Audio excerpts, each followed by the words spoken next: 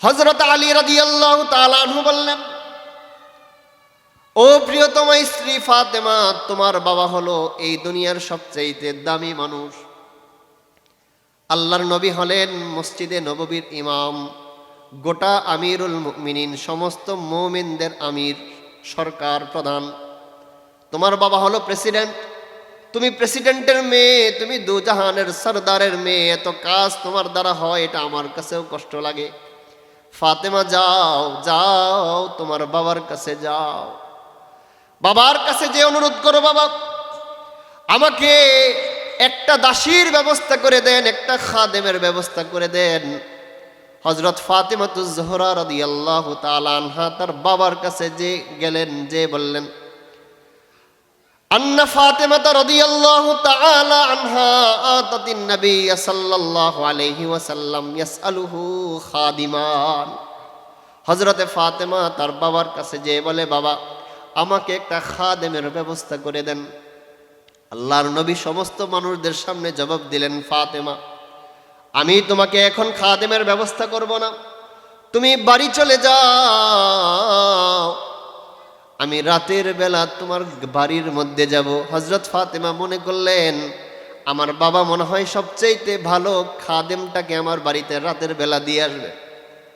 হযরত আলী বলেন, রাতের অন্ধকারে আমি আর ফাতেমা ঘুমিয়েছি, এশার নামাজ পড়ে শুয়েছি। এমন সময় দেখলাম দরজার বাহির থেকে টোকা দেয়। হযরত আলী বলেন, আমি আমার ঘরের দরজা খুললাম, ঘরের দরজা খুলে দেখি দুজাহানের সরদার নবী মুহাম্মদুর রাসূলুল্লাহ বাহিরে দাঁড়িয়ে আছে। এবার নবীজি ঘরে প্রবেশ করলেন। ঘরে প্রবেশ করার পরে হযরত ফাতেমা এবং আলীর মাঝখানে যে আল্লাহর রাসূল সাল্লাল্লাহু আলাইহি ওয়াসাল্লাম বসলেন। বসার পরে বললেন, ও কলিজার টুকরা ফাতেমা, তুমি কি আমার কাছে একটা খাদেম চেয়েছো নাকি, একটা গোলাম চাইছো নাকি? হযরত ফাতেমা বললেন, হ্যাঁ বাবা, আমি আপনার কাছে চেয়েছি। আল্লাহর নবী বলেন, ফাতেমা আলা উখবিরকি খায়রুম মিনহু, ও ফাতেমা আমি তোমাকে একটা গোলামের চাইতেও দামি একটা জিনিস শিক্ষা দিব, তুমি নিবা নাকি? ফাতেমা বললেন, বাবা আপনি কি শিক্ষা দিবেন? আল্লাহর নবী বললেন, আমি তোমাকে একটা গোলামের চেয়ে, একটা খাদেমের চেয়ে একটা দামি আমল শিক্ষা দিব। হযরত ফাতেমা বললেন, বাবা আপনি শিক্ষা দেন।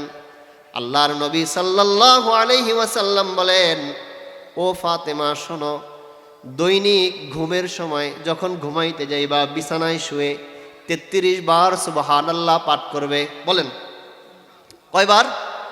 আওয়াজ দিয়ে বলেন কয়বার? কি পাঠ করবে? আল্লাহর নবী বলেন 33 বার সুবহানাল্লাহ পাঠ করবে, 33 বার আলহামদুলিল্লাহ পাঠ করবে, 34 বার আল্লাহু আকবার পাঠ করবে। সুবহানাল্লাহ 33 বার, আলহামদুলিল্লাহ কতবার? আল্লাহু আকবার 34 বার। আল্লাহর রাসূল সাল্লাল্লাহু আলাইহি ওয়াসাল্লাম বলেন, কলিজার টুকরা ফাতেমা শোনো, আমার কোন উম্মত যদি এই আমলটা 33 3 33 99 আর 34 বারের একবার বেশি আল্লাহু আকবার, কেউ যদি মোট 100 বার এই তাসবিহগুলো পাঠ করে, আল্লাহ পাক রব্বুল আলামিন ওই ব্যক্তির আমল নামায় 1000 নেকি লিখে দিবে। সারা দিনের যত কাজকর্ম রয়েছে ফাতেমার কষ্ট হবে না। গোলাম দিয়ে, খাদেম দিয়ে, কামলা দিয়ে কাজ করানোর দরকার নাই। তোমার কাজগুলোকে আমার আল্লাহ ফেরেশতাদের মাধ্যমেই নিজেই সম্পাদন করে দিবে। मैं सूरत यूसुफ को नहीं चाहने वाला, मैं सूरत यूसुफ को नहीं चाहने वाला, मैं कैसे के मानंद नहीं आशिक लैला, मैं कैसे के मानंद नहीं आशिक लैला, मैं आशिक मौला हूँ मेरा इश्क दीवाना, ये जुमला जहाँ जिसके तजल्ली से उजाला, ये जुमला जहाँ जिसके तजल्ली से उजाला, ला इलाहा इल्लल्लाह। আল্লাহ পাক রব্বুল আলামিন বলেন, ফামান যুহজিহা আনিন নার ওয়া উদখিলাল জান্নাতা ফাকাদ ফাজ। কোরআনুল কারীমের সূরা আলে ইমরানের 185 নম্বর আয়াত। আমার রব্বুল আলামিন সুন্দর করে বলে দিয়েছেন, যাকে জাহান্নাম থেকে মুক্ত করা হলো, জান্নাতে প্রবেশ করানো হলো, কিয়ামতের কঠিন ময়দানে যাকে জাহান্নাম থেকে বাঁচিয়ে জান্নাতে প্রবেশ করানো হলো, আল্লাহ পাক রব্বুল আলামিন বলেন এই সমস্ত মানুষগুলো হইল আমার কাছেই সফল মানুষ, এরাই সফল মানুষ। আর যদি 10 বছর 20 বছর 17 বছর না, শুধু 70 বছর ক্ষমতায় যাওয়ার পরেও, অন্ধকার কবরে যাওয়ার পরে কিয়ামতের কঠিন ময়দানে জাহান্নামে চলে যায়, তার চেয়ে বড় ব্যর্থ মানুষ আর একজনও নাই। কি বলেন, ঠিক কিনা? কিন্তু কোনোদিন ক্ষমতায় যেতে পারল না, জেলখানায় যে ফাঁসির কাস্টে ঝুলে নিজের জীবনকে শেষ করে দিয়েছে, কিন্তু কবরে যাওয়ার পরে ময়দানে মাহশরে যদি এই ব্যক্তিটা জান্নাতে চলে যায়, তাহলে তার চেয়ে বড় সফল আর কেউ নাই। এই জন্য আল্লাহ তাআলা পবিত্র কোরআনের সূরা আলে ইমরানের 185 নম্বর আয়াতে আল্লাহ বলেন, যাদেরকে জাহান্নাম থেকে মুক্ত করে জান্নাত দেওয়া হলো, তারাই হচ্ছে পৃথিবীর সবচেয়ে বেশি সফল মানুষ। আমাদের সমাজে দেখবেন কিছু মানুষ আছে ধনী মানুষ, কিছু মানুষ আছে গরিব মানুষ। আমাদের সমাজের মানুষদের স্তর রয়েছে, বিভিন্ন স্তরের মানুষ। আমাদের সমাজের কেউ আছে ধনী মানুষ, কেউ আছে গরিব মানুষ, কেউ রিক্সা চালায়, কেউ সিএনজি চালায়, কেউ অটো গাড়ি চালায়, কেউ প্রাইভেট কার চালায়। কোনো মানুষ থাকে বিদেশ থাকে, কোনো মানুষ দেশের মধ্যে কামাই করে, ইনকাম করে। আমাদের সমাজের মানুষদের বিভিন্ন স্তর রয়েছে, দল আছে। কেউ রাজনৈতিক দল করে, কেউ জামাত করে, বিএনপি করে, আওয়ামী লীগ করে, জাতীয় পার্টি করে। কিন্তু কিয়ামতের কঠিন ময়দানে আল্লাহ রাব্বুল আলামিন আদম থেকে কিয়ামত পর্যন্ত যত হাজার কোটি মানুষ আসবেন, সমস্ত মানুষদেরকে আমার আল্লাহ রাব্বুল আলামিন 2 দল করবেন। বলেন কয় দল? আওয়াজ দিয়ে বলেন কয় দল? আল্লাহ রাব্বুল আলামিন সমস্ত মানুষদেরকে 2টি দলে ভাগ করবেন। কোরআনুল কারীমের সূরা শুরার 7 নম্বর আয়াতে আল্লাহ রাব্বুল আলামিন বলেন, ফারিকুন ফিল জান্নাতি ওয়া ফারিকুন ফিস সাঈর।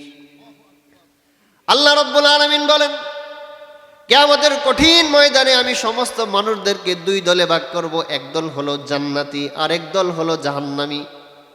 এক দলের ঠিকানা হবে জান্নাত, আর এক দলের ঠিকানা হবে জাহান্নাম। যাদের ঠিকানা জান্নাত হবে তারা তো নিশ্চিন্তে পার পেয়ে যাবে, আর যাদের ঠিকানা জাহান্নাম হবে তাদের কোনো উপায় নাই।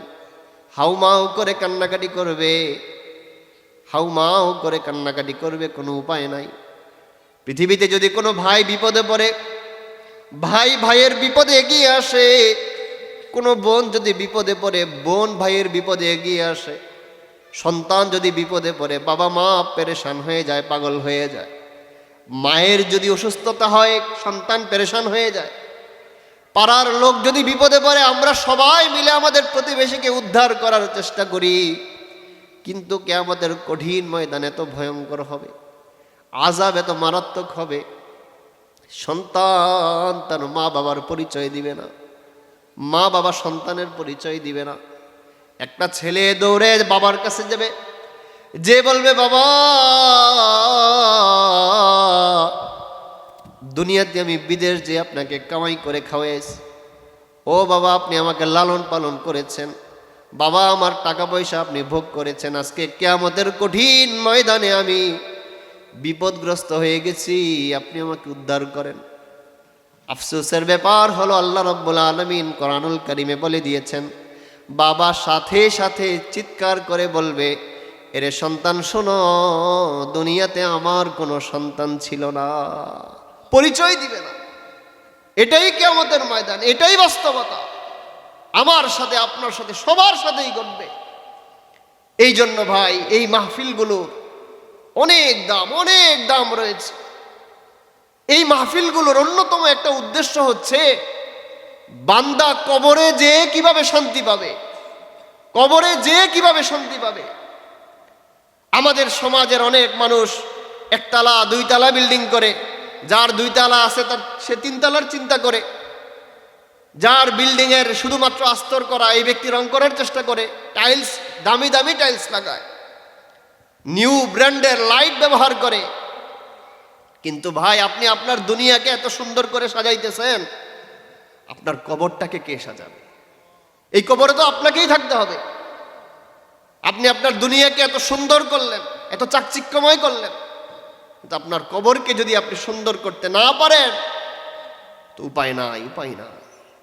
আমরা সারা জীবন শুনেছি মুনকার নাকির আসিবে, সওয়াল জবাব করিবে, কিন্তু মুনকার নাকিরের হাদিসে কি ব্যাখ্যা আছে জানেন? মুনকার নাকিরের চেহারা কেমন হবে? তিরমিজি শরীফের মধ্যে হাদিসে আল্লাহর নবী বলেন, মুনকার নাকিরের গায়ের রং হবে কালো, কুচকুচে কালো, আর চোখ হবে নীল এবং বড় বড় চোখ হবে, পেরেশান হয়ে যাবে মুনকার নাকিরকে দেখলে। এই জন্য ভাই, দুনিয়াতে থাকতে আমল করতে হবে। যার আমল যত সুন্দর তার কবর তত সুন্দর। বলেন, যার আমল যত সুন্দর তার কবর তত সুন্দর। আমাদের নবীজি এটাই শিক্ষা দিয়েছেন। এই সমস্ত মাহফিলগুলোর উদ্দেশ্য কি? এই সমস্ত মাহফিলগুলোর উদ্দেশ্য হচ্ছে আল্লাহ ভোলা মানুষদেরকে আল্লাহর সাথে মিলিয়ে দেওয়া, আল্লাহ ভোলা মানুষদেরকে রবের সাথে মিলিয়ে দেওয়া, বান্দার সাথে আল্লাহর সম্পর্ক তৈরি করা, আমল বেশি করার সোহবত আল্লাহ তাআলা দান করেন মাহফিলগুলোর মাধ্যমে। কিন্তু আমাদের সমাজে কিছু মানুষ আছে, মাহফিল শোনে, ওয়াজ শোনে, পরের দিন থেকে নামাজ পড়ে, কয়েকদিন পরে মাহফিলও শেষ, এর নামাজও শেষ, মাহফিলও শেষ, আমলও শেষ। এসব মানুষ আমাদের সমাজে অভাব নাই। কিন্তু আল্লাহ তাআলা সবচেয়ে বেশি পছন্দ করেন ওই আমলকে, যেই আমল ধারাবাহিকভাবে চলে, ধারাবাহিকভাবে চলে। সহিহ বুখারীর 5362 নম্বর হাদিস, আমাদের নবীজির স্ত্রী আম্মাজান আয়েশা সিদ্দিকা রাদিয়াল্লাহু তাআলা আনহা বলেন, দু জাহানের সরদার নবী মুহাম্মদুর রাসূলুল্লাহ সাল্লাল্লাহু আলাইহি ওয়াসাল্লাম বলেছেন, ইন্না আহাব্বাল আমালি ইলাল্লাহ। আল্লাহর নবী বলেন, আল্লাহর কাছে সবচাইতে দামি হলো ওই আমল যেই আমলটা নিয়মিত এবং ধারাবাহিক হয়, সব সময় হয়, সারা জীবন হয়। আমরা তো আজকে আমল শুনি, কালকেই ভুলে যাই। হযরত আলী রাদিয়াল্লাহু তাআলা আনহুর থেকে একটা বিখ্যাত হাদিস আছে, মুসনাদে আহমদের 6910 নম্বর হাদিস। হযরত আলী রাদিয়াল্লাহু তাআলা আনহু বলেন যে নবীজির কন্যা হযরতে ফাতেমা রাদিয়াল্লাহু তাআলা আনহা, নবীজির মেয়ে, আদরের মেয়ে, বাড়ির কাজ করতে করতে, সংসারের কাজ করতে করতে হাতে ঠোসা পড়ে গিয়েছে, বুকের মধ্যে দাগ পড়ে গিয়েছে। হযরত আলী রাদিয়াল্লাহু তাআলা আনহু বললেন, ও প্রিয়তমা স্ত্রী ফাতেমা, তোমার বাবা হলো এই দুনিয়ার সবচেয়ে দামি মানুষ। আল্লাহর নবী হলেন মসজিদে নববীর ইমাম, গোটা আমিরুল মুমিনিন, সমস্ত মুমিনদের আমির, সরকার প্রধান। তোমার বাবা হলো প্রেসিডেন্ট, তুমি প্রেসিডেন্টের মেয়ে, তুমি দু জাহানের সরদারের মেয়ে, এত কাজ তোমার দ্বারা হয়, এটা আমার কাছেও কষ্ট লাগে। ফাতেমা, যাও যাও, তোমার বাবার কাছে যাও, বাবার কাছে যে অনুরোধ করো, বাবা আমাকে একটা দাসীর ব্যবস্থা করে দেন, একটা খাদেমের ব্যবস্থা করে দেন।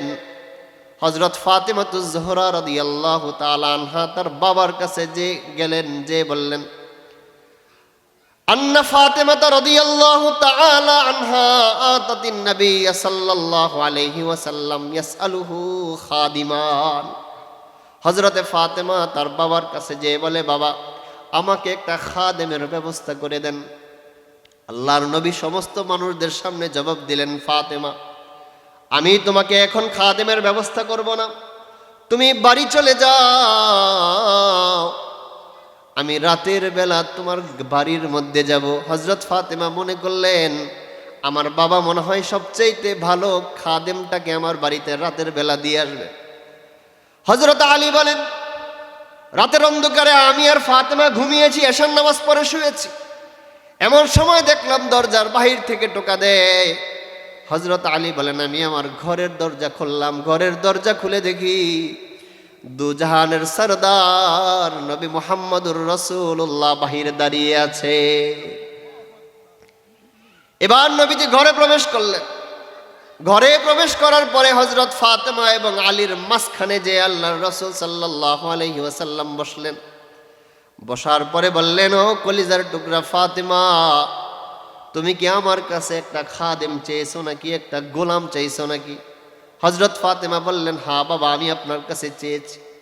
আল্লাহর নবী বলেন, ফাতেমা, আলা উখবিরকি খায়রুম মিনহু, ও ফাতেমা, আমি তোমাকে একটা গোলামের চাইতেও দামি একটা জিনিস শিক্ষা দিব, তুমি নিবা নাকি? ফাতেমা বললেন, বাবা আপনি কি শিক্ষা দিবেন? আল্লাহর নবী বললেন, আমি তোমাকে একটা গোলামের চেয়ে, একটা খাদেমের চেয়ে একটা দামি আমল শিক্ষা দিব। হযরত ফাতেমা বললেন, বাবা আপনি শিক্ষা দেন। আল্লাহর নবী সাল্লাল্লাহু আলাইহি ওয়াসাল্লাম বলেন, ও ফাতেমা শোনো, দৈনিক ঘুমের সময় যখন ঘুমাইতে যাইবা বিছানায় শুয়ে 33 বার সুবহানাল্লাহ পাঠ করবে। বলেন কয়বার? আওয়াজ দিয়ে বলেন কয়বার? কি পাঠ করবে? আল্লাহর নবী বলেন 33 বার সুবহানাল্লাহ পাঠ করবে, 33 বার আলহামদুলিল্লাহ পাঠ করবে, 34 বার আল্লাহু আকবার পাঠ করবে। সুবহানাল্লাহ 33 বার, আলহামদুলিল্লাহ কতবার? আল্লাহু আকবার 34 বার। আল্লাহর রাসূল সাল্লাল্লাহু আলাইহি ওয়াসাল্লাম বলেন, কলিজার টুকরা ফাতেমা শোনো, আমার কোনো উম্মত যদি এই আমলটা 33 3 33 99 আর 34 বারের একবার বেশি আল্লাহু আকবার, কেউ যদি মোট 100 বার এই তাসবিহগুলো পাঠ করে, আল্লাহ পাক রব্বুল আলামিন ওই ব্যক্তির আমল নামায় 1000 নেকি লিখে দিবে। সারা দিনের যত কাজকর্ম রয়েছে ফাতেমার কষ্ট হবে না। গোলাম দিয়ে, খাদেম দিয়ে, কামলা দিয়ে কাজ করানোর দরকার নাই। তোমার কাজগুলোকে আমার আল্লাহ ফেরেশতাদের মাধ্যমেই নিজেই সম্পাদন করে দিবে। এ আমল করব তো নাকি ইনশাআল্লাহ? হযরতে আলী রাদিয়াল্লাহু তাআলা আনহু বলেন, আমার স্ত্রী ফাতেমাকে আল্লাহর নবী যেদিন এই আমল শিক্ষা দিয়েছেন, সেদিন থেকে নিয়ে আমি আলী মরণ পর্যন্ত কোনো দিন রাতের বেলা এই আমল করতে ভুলি নাই। এটাই সাহাবায়ে কেরাম আমল শিখেছেন, আমল করেছেন। এই জন্য ভাই আমল করতে হবে, আমলের প্রতি পাবন্দি বাড়াইতে হবে। আফসোস, আমাদের মধ্যে মরণের ভয় নাই, আমাদের মধ্যে মরার কোনো চিন্তা নাই, শুধুমাত্র টাকা পয়সা কামানোর চিন্তা। আমাদের মধ্যে মারা যাওয়ার কোনো চিন্তা নাই, কবরের কোনো চিন্তা নাই। আমাদের তো উচিত রাতের বেলা বালিশের মধ্যে মাথা দিয়ে বলা, আয় আল্লাহ, কালকে যদি আমার জীবনের শেষ দিন হয়ে যায়, এই ঘুমটাই যদি আমার চিরদিনের মতো হয়ে যায়, চোখ খুললে সকাল, চোখ না খুললে পরকাল। আগামীকালকে সকালবেলা চোখ খুললে সকাল, চোখ না খুললে পরকাল। যদি আমার মরণ হয়ে যায়, আমি আমার আল্লাহর সামনে কি নিয়ে দাঁড়াবো?